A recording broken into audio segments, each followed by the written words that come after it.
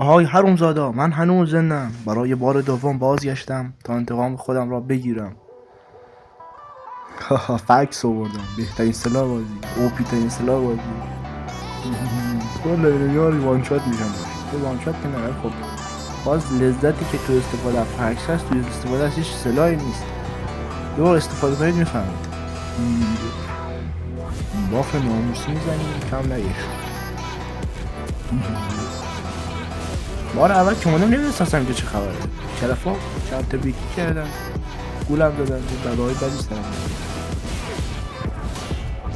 بعدی خب این خیلی ازتم چید. بار اولم خیلی ازتم شزاوارش خیلی چیه که رو صدایش هست.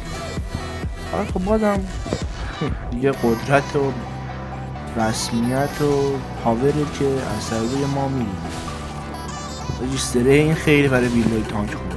شاید با سره این رفتم سراغ آدم چون مادن من همه ریف نشده متاسفانه. مادن خیلی اوپی و قدرت من بود. اینو یه بار نودمه کردم، برای بار دوم نودمه کردم. یعنی قدرت من اصلا چون اینا رو چی کردم، فقط جون اینا رو زیاد کردم، کمک هم نکردم. و شاید تو لدا شاید کم لدا دادم. لدا هم که فرق نداره، لدا فقط گندگی باز تق اینم دیگه قدرت و برازنده قدرت. چیکار کنیم؟ قدرتمندیم. حالا چیکار کنم؟